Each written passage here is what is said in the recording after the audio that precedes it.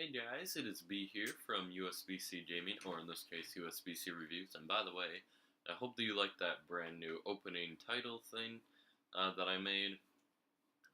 It didn't take too long, but I figured it just seemed kind of like cool, pretty much. I don't know, something that I wanted to do. But anyways, today I am reviewing Spider-Man: Homecoming. Now let me just get this off the bat. If this review makes me seem like really jitty about this, or really happy and like kind of overhyping the movie, let me just say this. I'm just gonna get this out of the way on how I feel about this movie. This is probably the most entertaining Spider-Man movie that I've seen. That doesn't mean that it's the best though, but it's probably the most entertaining. Not to mention that Tom Holland is probably the best Peter Parker. But that's all I'm saying. I'm getting that out of the way. Now, let me get into why Tom Holland is probably the best Peter Parker. It's not because of his, it's not because he's a pretty good actor and stuff, which I do think that he is, or because, like Andrew Garfield wasn't that great in it, and Tobey Maguire both of them seem pretty old. I think that that's something that definitely added to the effect of it, though.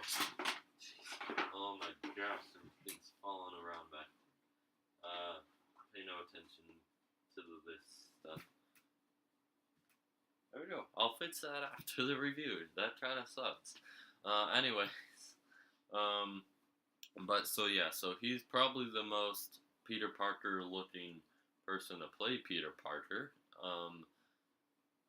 And I think that he's also very good. Also, Michael Keaton as a Vulture is very good too. Michael Keaton, has he ever been bad in a role? I mean, come on, guys. I don't really think that he has been.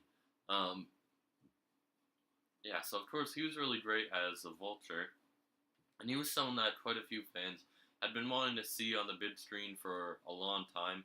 Probably out of my top 10 list, I would say that he's probably like number 9 or 10. I'd say that I did want to see him, but in terms of the people that we've gotten, I think that there's one or two more people that I would have gotten.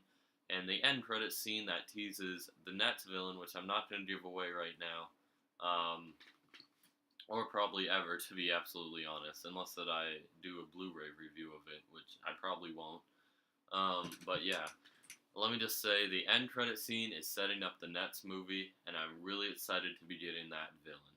If it is who I believe it is, and the tattoo on his neck, and something else, definitely makes it seem like it's that villain.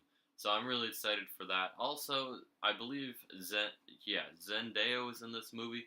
She wasn't in it a lot, but I feel like her performance was pretty good. I'm glad that she got like a role like this because she did like Shake It Up or something like that. I can't remember what the show's called on Disney Channel. Yeah, Shake It Up, I believe is what it's called. Also, I don't remember who the friend is in the movie, like the best friend, buddy guys, but he's really good in this too. Also, this movie is very funny. This movie is pretty funny. I would say, is it funnier than Guardians of the Galaxy? I would say yes, because this is kind of like a teen comedy movie almost with Spider-Man in it. But Spider-Man definitely isn't just put off to the side. Also, Iron Man is in this, but he's not in it too much. And another thing that I also really like about this movie too is that definitely the spider suit is probably my favorite spider suit from any movie. It looks so slick. It just looks like something that you can slip into and go, yeah,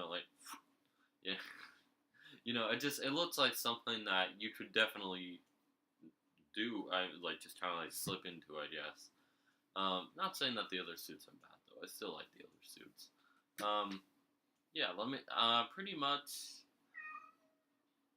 sorry, that's one of my cats. In words of, like, other stuff to say about this, I would say that, like, there's a couple of flaws, like, I mean, I feel like one or two of the action scenes wasn't the best that it could be. The final action scene is absolutely great, though. I really liked that one. Not to mention that there's a twist in this movie, too, that you don't see coming. and that's also pretty great. And also the homecoming part of it, I feel like it was just kind of like a thing that they had to be like, well, we can't just call this movie Spider-Man. That's already been done. We can't call it like The Amazing Spider-Man. We don't want to go with something cheesy like Your Friendly Neighborhood Spider-Man. Well, how about since he's in high school, we name it after a dance, Spider-Man Prom. No, that doesn't sound that great. I don't know. I think that my fondest memory is going to homecomings. Yeah, that sounds good. All right, Spider-Man: Homecoming, guys. I feel like that wasn't super important in terms of the actual movie. I mean, it was a cool aspect, I guess.